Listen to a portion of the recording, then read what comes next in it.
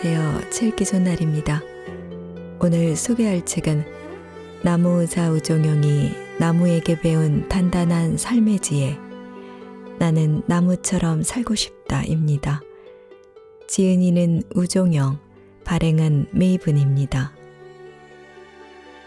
이 책은 30년 넘게 아픈 나무들을 돌봐온 나무의사 우종용의 10만 부 기념 스페셜 에디션인데요. 김수환 추규경님은 나는 이 책이 지친 우리들의 삶을 위로해주고 오늘을 버텨낼 힘을 줄 거라고 생각합니다. 라며 추천한 책이기도 합니다. 저자는 고달픈 삶을 포기하려던 젊은 날, 나무로부터 다시 살아갈 힘을 얻은 뒤로 나무를 치료하는 의사가 되었다고 하는데요. 힘겹게 하루하루를 버티는 도심의 아픈 나무들부터 아주 오래된 고목까지 그의 손을 거쳐 되살아난 나무만 해도 수천 그루라고 합니다. 그럼에도 그는 아직도 나무에게 받은 것이 더 많다고 말하며 나무야말로 세상에서 가장 나이 많은 생명체이자 그 무엇에게도 해를 끼치지 않으면서 지금 이 순간을 현명하고 지혜롭게 살아내는 존재로서 배울 점이 너무나 많은 스승이기 때문입니다. 이 책은 저자가 만난 수많은 나무들 중 30여 개의 나무를 고르고 그로부터 배운 소중한 삶의 지혜들을 담고 있습니다. 오리나무에게서는 삶에도 휴식이 필요하다는 사실을, 회양목에게서는 왜 남들보다 느려도 자신만의 속도로 살아야 하는지를, 대나무에게서는 받아들이는 용기를, 은행나무에게서는 얻기 위해서는 잃어야 할 것도 있다는 사실을, 전나무에게서는 더불어 산다는 것의 의미를 배운 것입니다. 이 밖에도 나무에게서 배운 육아의 지혜, 기다림의 미학, 가까운 사이에도 적당한 거리가 필요한 이유 등 나무의 특성과 생존법을 통해 자신의 삶을 돌아보고 어떻게 살 것인가에 대한 해답을 얻은 이야기를 담고 있습니다. 사는 게 힘들다는 생각이 들면 속는 셈치고 나무를 찾아가 보기를 권합니다. 나무는 분명 당신의 지친 마음을 가만히 위로해 줄 겁니다. 라고 저자는 말하며 항상 우리 주변에 있었지만 무관심하게 여겼던 나무와 다시 친구가 되어 녹색빛 여유로움을 되찾기를 바라는 마음을 전하고 있습니다. 자, 그럼 지금부터 잠시 책 속으로 들어가 보겠습니다. 오늘도 책 읽기 좋은 날과 함께 즐거운 시간 되세요. 구독, 좋아요, 알림 설정은 사랑입니다.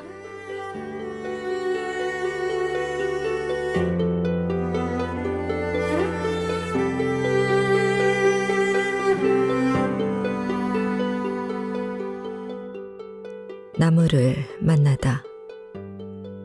문제야, 어린 시절에 내가 꼭 그랬다.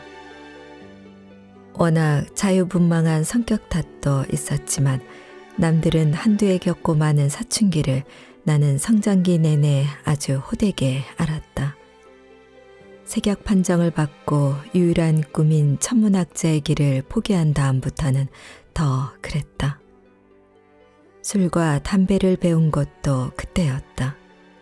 하지만 그럴수록 밑도 끝도 없이 치밀어 오르는 세상에 대한 분노가 풀리기는커녕 더 쌓여만 갔다. 그렇게 허송세월한 시간이 얼마일까? 20을 넘기고 군대를 가고 중동에 다녀오고 그리고 나서 나는 결혼을 했다. 처갓집의 반대를 무릅쓰고 강행한 결혼인데 27살에 별반 재주도 없는 내가 할 수 있는 일은 거의 없었다. 사랑하는 사람을 데려다 놓고 굶길 수는 없는 노릇. 중동에 가서 벌어온 돈으로 땅을 임대해서 농사를 시작했더랬다.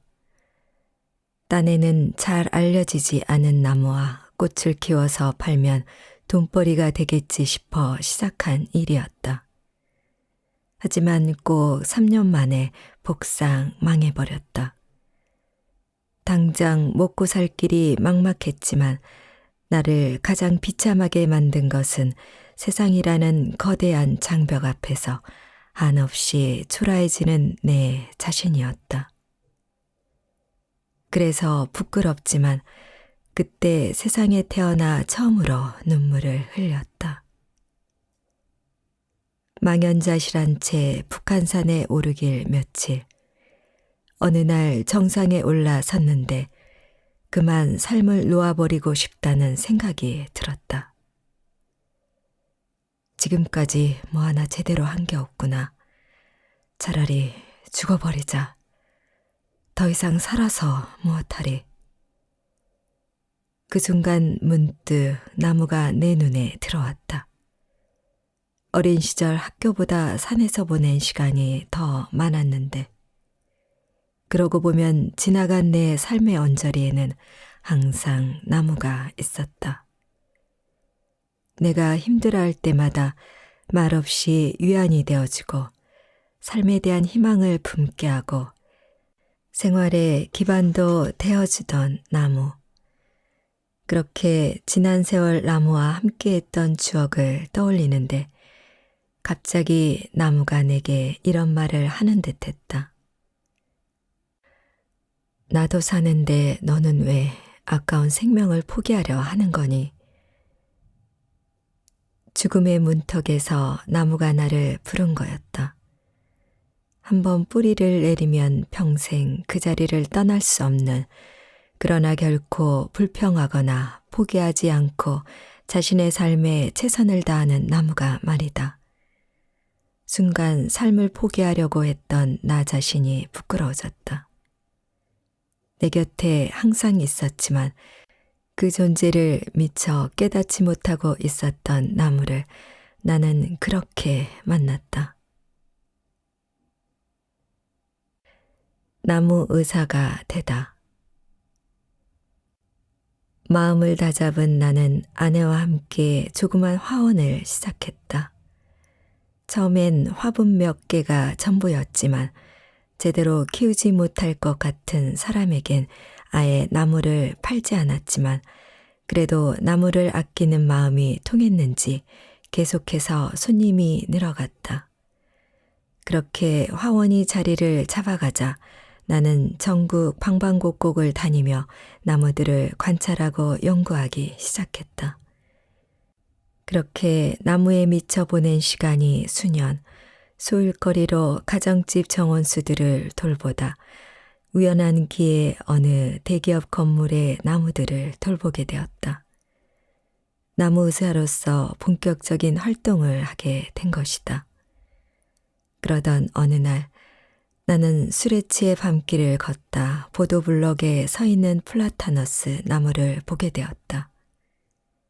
콘크리트 박스가 얼마나 비좁았으면 흙 속에 묻혀 있어야 할 뿌리가 땅 위로 허옇게 드러나 있었고 견디는 것에 지친 나뭇가지들은 땅에 닿을 만큼 아래로 쭉 늘어져 있었다.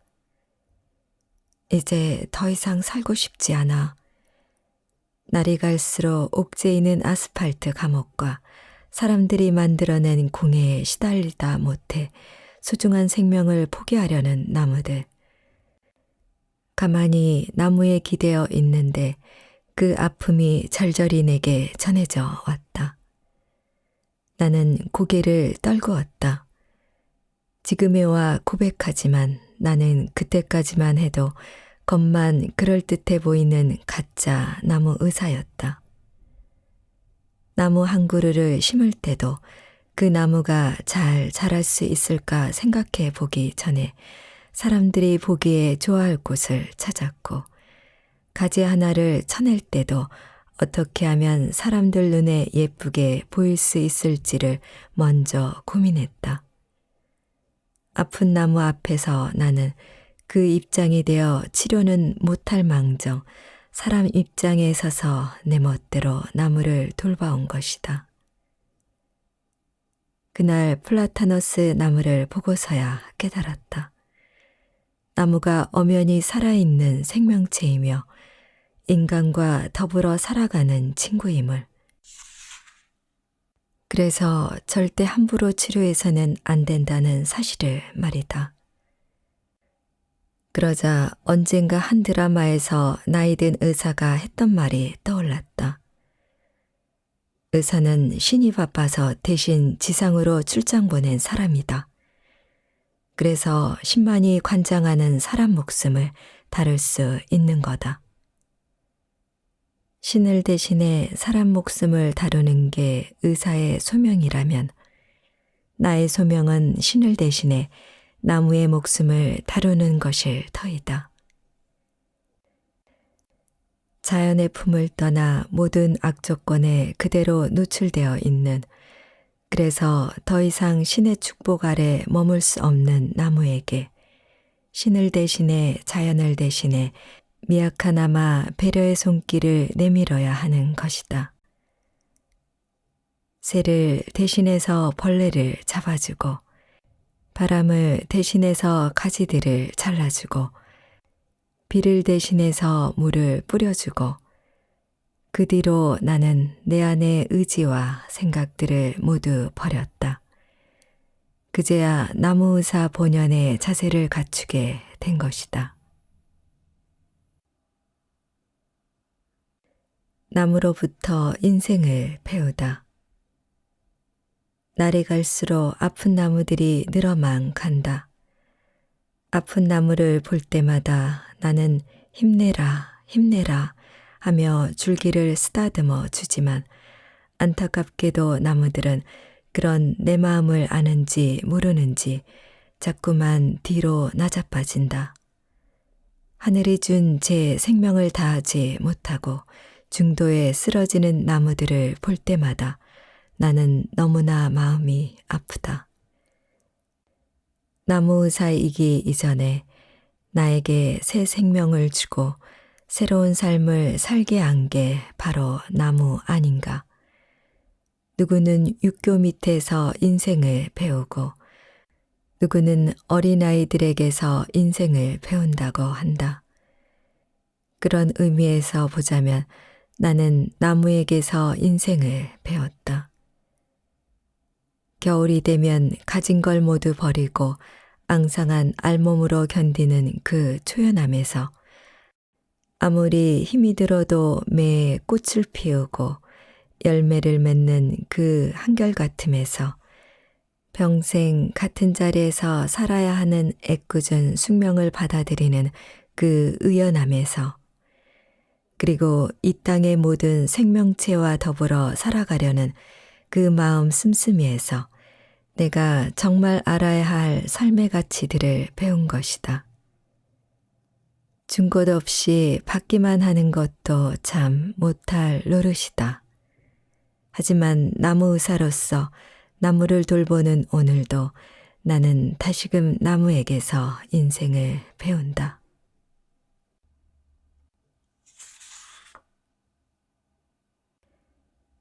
제가 어린 시절만 해도 나무들 곁에는 나무가 있었습니다. 그 나무들은 각박했던 우리 삶에 작은 위안을 주었습니다.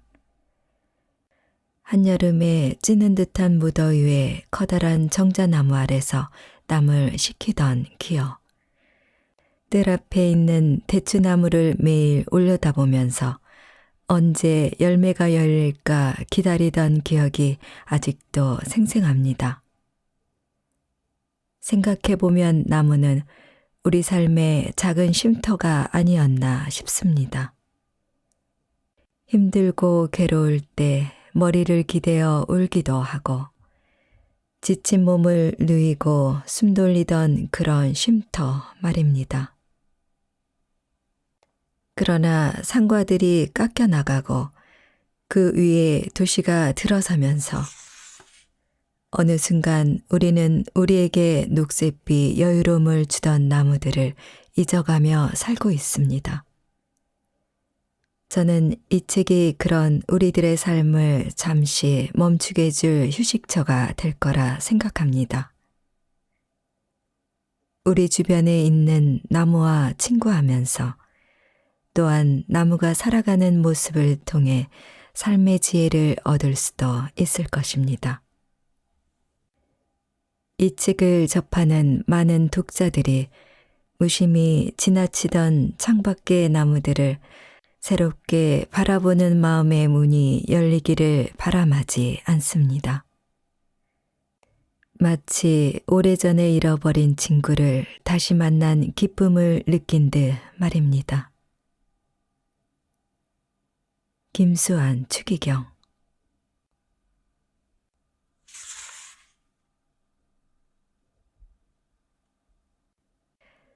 40살 된 누군가에게 주고 싶은 나무.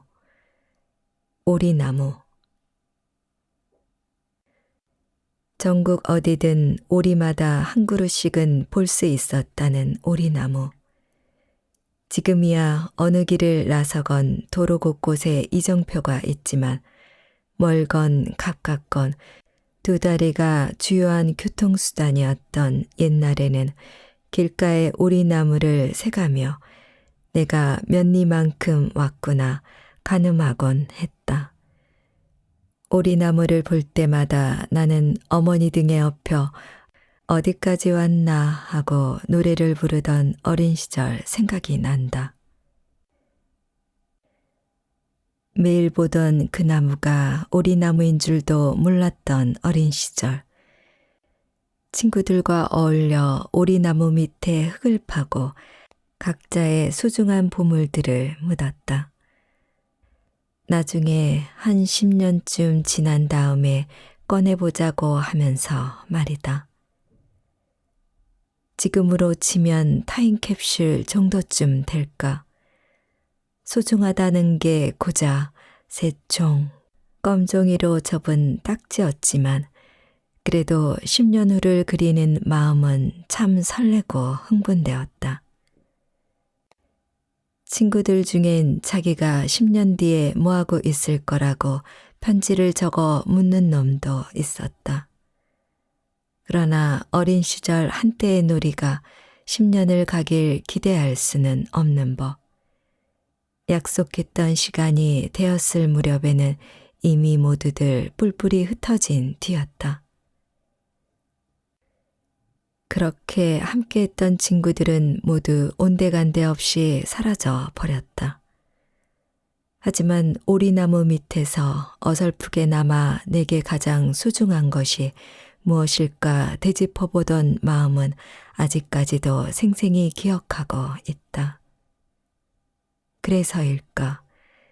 지금은 그 오리나무가 어디에 있었는지조차 기억나지 않지만 내 마음속에는 여전히 정지된 시간으로 자리 잡고 있다. 그리고 오리나무를 볼 때마다 삶의 길 한모퉁이에서 쉬어가라고 말하는 쉼표 같다는 생각이 든다. 오리마다 서서 지나온 거리를 되새겨주는 오리나무의 이미지와 어린 시절 땅에 묻었던 타임캡슐에 대한 기억이 한데 어우러져 그런 생각이 드는 것 같다. 하루하루 살다 보면 내가 지금 어디까지 와 있는지조차 까먹게 된다. 언제 내가 이만큼 자랐나 싶다가 훌쩍 20을 넘기고 어느새 30을 지나 40. 그리고 그때부터는 시작보다는 완성의 개념이 머릿속에 더 크게 자리 잡는다. 내 나이 40에는 그랬다. 한 일도 없는데 40해가 훌쩍 지나가 버렸고 뒤돌아보면 하얀 백지밖에 안 보이는데 그런 와중에도 갈 길을 재촉해야 할 것 같은 초조함. 그리고 40이란 나이가 왠지 내게 맞지 않는 옷 같다는 생각들. 삶에 있어 뒤를 돌아볼 수 있는 작은 쉼표가 필요하다는 것을 그때야 비로소 느꼈던 것 같다. 내 삶의 이정표가 되어주는 쉼표들, 지금 어디까지 왔고 앞으로 갈 길을 잘 찾아가고 있는지 수만 번 돌리며 생각해보는 여유가 그립다. 그리고 못내 그러지 못했던 세월이 안타깝다.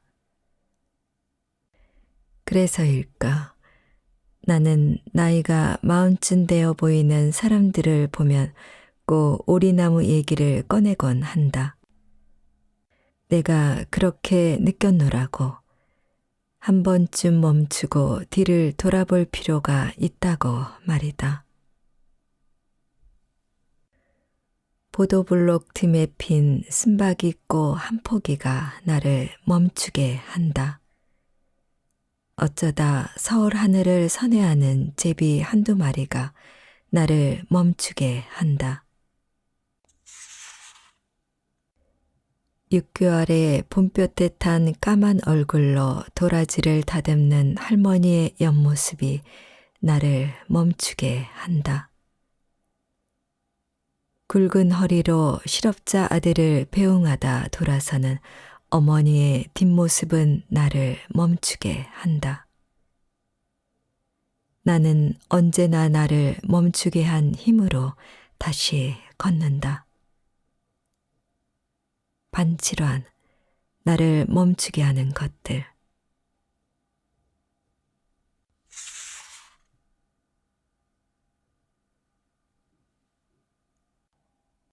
아무도 알아주지 않는 길이라 해도 회양모. 책을 좋아하는 사람이라면 누구나 한 번쯤 그 이름을 들어보았을 헌책마을 헤이 온 와이. 이제는 전 세계적으로 유명해진 그 마을이 있기까지는 리처드 부스라는 사람의 끈질긴 노력이 숨어 있다. 유달리 책을 사랑했던 그는 1961년 영국 제1의 대학인 옥스퍼드대를 졸업한 뒤 다른 길을 모두 접은 채 고향 헤이온 와이에 돌아와 헌책방을 차렸다. 작은 시골 마을에서 헌책방이 되겠냐는 주의 만류에도 불구하고 그는 뜻을 굽히지 않았다. 그리고 영국뿐 아니라 전 세계를 돌아다니면서 고서를 수집, 책방을 채워 나갔다.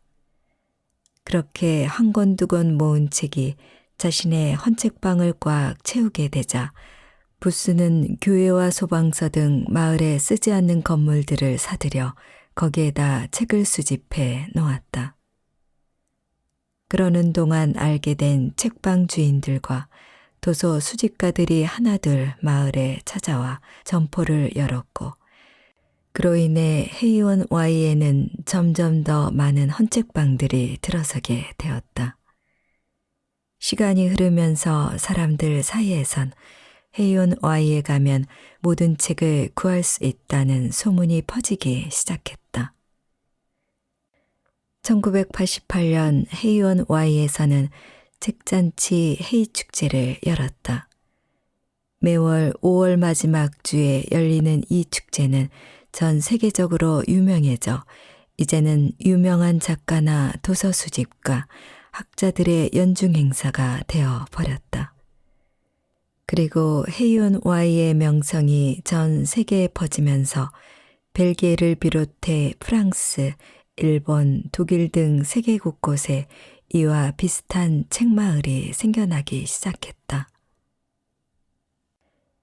책에 유독 관심이 많은 나는 헤이온 와이의 얘기를 들을 때마다 리처드 부스라는 사람이 처음 책방을 열었을 때를 상상해 본다.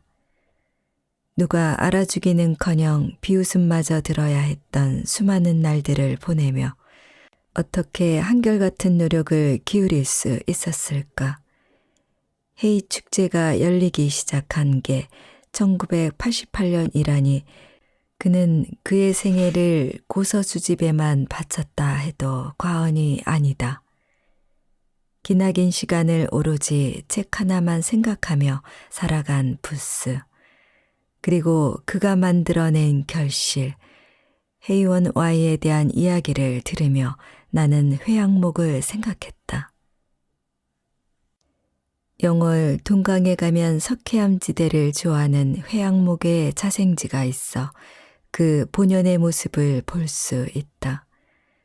그러나 지금은 나무가 워낙 다듬기 좋은 탓에 어느 정원에서나 많이들 키우고 있다.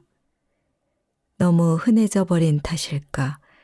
회양목을 보면 아, 저 나무구나 하고 알아보는 이는 많아도 정작 회양목의 특성에 대해서 제대로 알고 있는 사람은 많지 않다. 그도 그럴 것이 이 나무는 워낙 볼품이 없다. 아무리 크게 자란다고 해도 나무의 직경이 한 뼘을 채 넘지 못하고 키도 짤막하다. 다른 나무 사이에 있으면 그저 소박한 이름 없는 나무 정도로 인식되는 게 사실이다. 그러나 자라는 모습을 알고 나면 관심 없던 사람이라도 한 번쯤 돌아보게 되는 게 바로 회양목이다. 나무의 직경이 한 뼘 정도 되려면 어느 정도의 시간이 필요할까? 한 10년, 길어야 20년. 그러나 회양목이 그 정도의 직경을 가지려면 최소 500년 이상의 시간이 걸린다. 주변에 웬만큼 나무 모양새를 갖춘 회양목이 있다면 최소한 중조부 때부터 뿌리를 내리고 있었다고 생각하면 맞다. 느림보라는 별명이 있고 어울리는 회양목. 그러나 그렇게 더디게 성장하는 동안 회양목은 그 속을 다지고 또 다져 그 어떤 나무와도 비교할 수 없는 단단함을 지닌다. 더디 자라는 만큼 조직이 치밀하고 균일해져 그 어떤 충격에도 뒤틀리지 않는 견고함을 지니게 되는 것이다. 그리고 이 단단함은 귀한 가치를 지녀 도장을 만드는 훌륭한 재료로 쓰인다. 우리가 흔히 갖고 있는 나무 도장들이 대부분 이 회양목으로 만들어졌다고 생각하면 된다.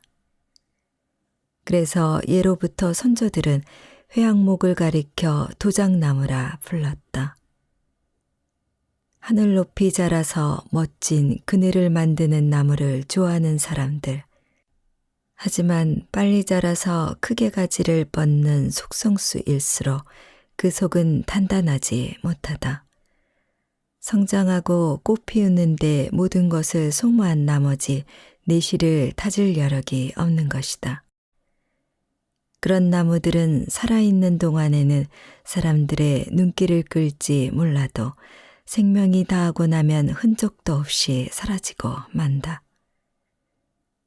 아무도 알아주지 않지만 긴 시간 더디 자라며 결국엔 그 값어치를 발휘해 단단한 도장으로 쓰이는 회양목, 그리고 헤이원 Y를 전 세계적인 책마을로 만든 부스.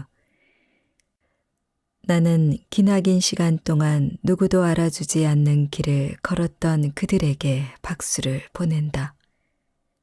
당장은 인정받지 못하더라도 자기가 가고자 하는 길을 묵묵히 가는 그 모습이 얼마나 위대하고 멋진가. 그리고 생각해 본다. 내 안에는 과연 기나긴 시간 더디면 더딘 대로 그렇게 노력해온 무언가가 있는지를.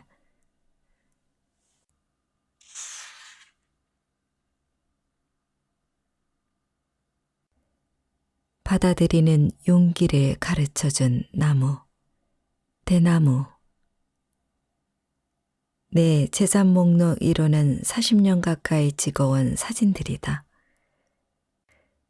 눈에 띄는 꽃을 한두 장씩 찍던 것이 언젠가부터는 전국 방방곡곡을 다니며 산과 들에 자라는 온갖 식물들을 모두 찍게 되었다. 그러다 보니 어느덧 내 사진첩에는 셀 수 없이 많은 꽃과 나무 사진들이 빽빽히 들어차 있다. 썩 잘 나온 사진이 아니더라도 내게는 귀중한 자료가 아닐 수 없다. 그런데 그 많은 사진 중 유독 내게 없는 게 있다. 바로 대나무꽃 사진이다. 대나무야 서울 시내에서도 볼 수 있지만 그 꽃은 여간에선 눈에 띄지 않는다. 아니, 내 평생 한 번이라도 볼 수 있을지가 의문이다. 대나무꽃은 60년에서 120년 사이에 단 한 번 피어나기 때문이다. 나무는 보통 1년을 주기로 같은 일을 반복한다.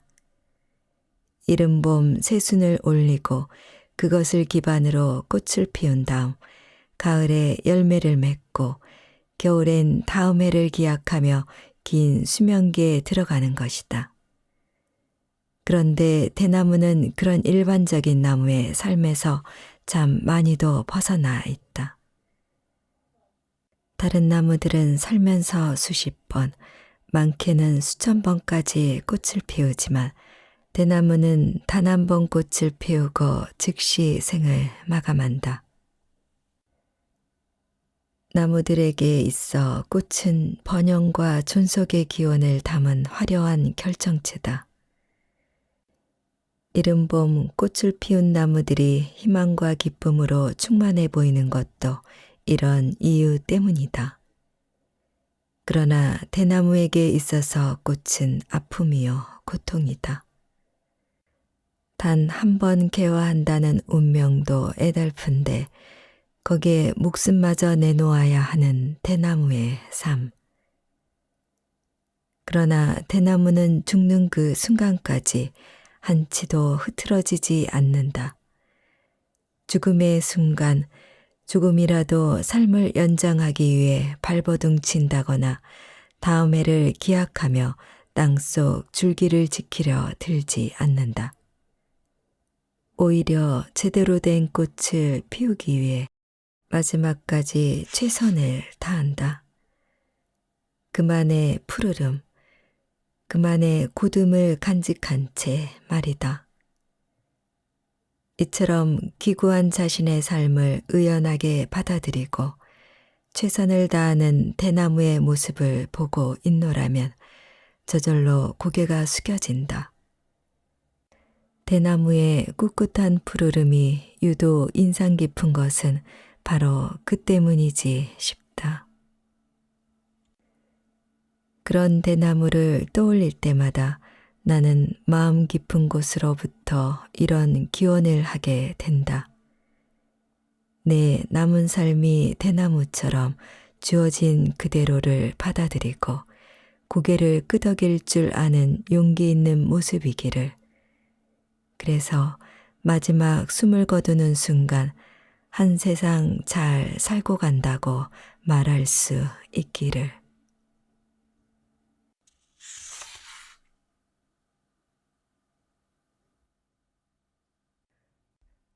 얻기 위해선 잃어야 할 것도 있는 법. 은행나무. 은행나무처럼 오랜 시간 사람들과 함께한 나무가 또 있을까? 나는 은행나무를 볼 때마다 수억 년 전 인류의 조상들이 돌도끼를 던져 은행을 따는 우스꽝스러운 모습을 상상하곤 한다. 몇천 년씩 사는 건 예사라고 하니 아마 우리 주위에 있는 은행나무 중에는 실제로 원시인이 던진 돌도끼에 상처를 입은 나무가 있을지도 모른다.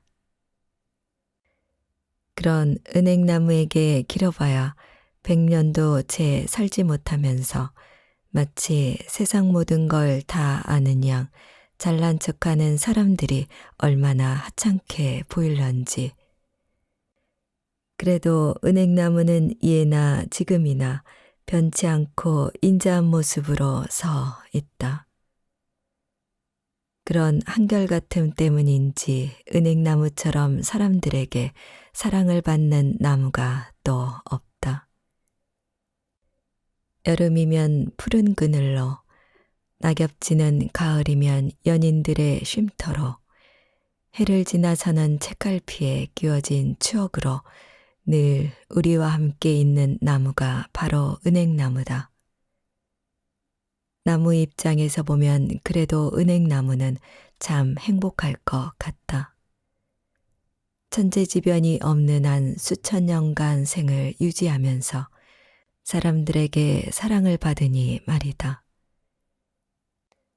동양에서만 서식하는 특성 탓에 요새 들어서는 은행나무에 대한 관심이 더 높아지고 있다. 외국인들이 우리나라에 와서 가장 인상 깊게 본 것 중 하나가 바로 오래된 은행나무라고 할 정도니 가히 나무의 왕이라고 할 만하다. 세상 부러울 것 없어 보이는 은행나무.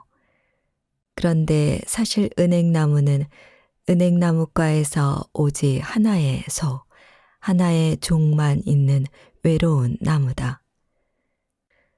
더구나 독립수라는 특성 때문에 숲을 이루지 못한다.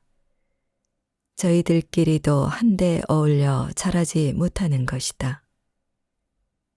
또한 워낙 크게 자라다 보니 주변에는 작은 풀조차 뿌리를 내리지 못한다. 거대한 몸짓으로 땅속의 영양분을 독식하고 넓게 뻗은 가지로 해를 전부 가리니 그 근처에 뿌리를 내리는 것은 다른 나무들에겐 곧 죽음과도 같다. 게다가 은행나무는 경우에 따라 평생 자식 한 번 못 본 채 생을 마감하기도 한다. 은행나무는 암나무와 수나무가 따로 있어 암꽃은 근처에 있는 수나무가 꽃가루를 날려보내야만 자손을 볼 수 있다. 그런데 가만 보면 우리 주변의 오래된 은행나무들은 대부분 암나무이다. 만일 근처에 수나무가 없다면 이 은행나무는 100년이고 1000년이고 수정 한번 못 해본 채 살아야 하는 기구한 운명에 처하게 된다. 뿐만인가 은행나무는 병충해로부터 자신을 보호하기 위해 스스로 독을 만들어 낸다. 우리가 혈액순환제로 알고 있는 진코민이라는 것도 따지고 보면 은행나무가 만들어낸 일종의 독이다. 그런데 살기 위해 자구책으로 만든 독이 결과적으로 주위의 모든 생명체를 물리치는 결과를 초래한다. 얼마나 독하면 집안의 개미를 없앤다고 일부러 은행나무 잎을 방바닥에 깔아 놓을까? 차라리 제 몸 일부를 포기하고 다른 생명과 더불어 살면 좋으련만 안타깝게도 은행나무는 오랜 시간 살아온 습성을 절대 버리지 못한다. 누구에게나 사랑받으면서 오래오래 사는 은행나무. 그러나 그 행복 뒤에는 이렇게 외로움이라는 큰 대가가 따른다. 가끔씩 나는 내가 나무로 태어나면 어떨까 하는 생각을 한다. 그 중에서도 만일 은행나무로 태어난다면 일단은 좋을 것 같다. 은행나무처럼 사람들의 따뜻한 관심 속에 오랜 시간 빛을 발하는 나무도 없을 테니까. 아주 긴 시간 사람들이 살아가는 모습을 지켜보며 때론 치성의 대상이 되기도 하고 연인의 편지와 함께 동봉되기도 하고 지친 발걸음을 쉬게 하는 그늘이 된다는 거 생각만으로 가슴 벅찬 일이다. 또 한 100년을 1년같이 여유로운 마음으로 살 수 있는 건 장수의 표상인 은행나무가 아니고선 불가능한 일일 것이다. 그러나 깊이 숨겨진 비밀을 생각하면 은행나무가 된다는 것에 선뜻 자신이 서질 않는다. 1000년이고 2000년이고 사람들의 징송을 받으며 사는 삶은 결국 철저한 외로움을 전제로 얻은 게 아니던가. 수천 년 버티는 동안 은행나무는 얼마나 힘들었을까. 그렇게 여유로운 모습 속에 노랗고 화사한 이파리들 속에 그런 고통이 숨어 있다는 걸 누가 알아줄까. 하나를 얻으려면 하나를 잃어야 한다는데 은행나무를 보면 그 말이 실감이 난다. 오랜 시간 버틴 끝에 굵은 몸집으로 우뚝 선 은행나무. 이제 아름드리 은행나무를 보면 이런 말부터 전해야 할 것 같다. 외로워도 잘 버텨라. 너에게는 그래도 너를 사랑하고 아껴주는 사람들이 있잖니.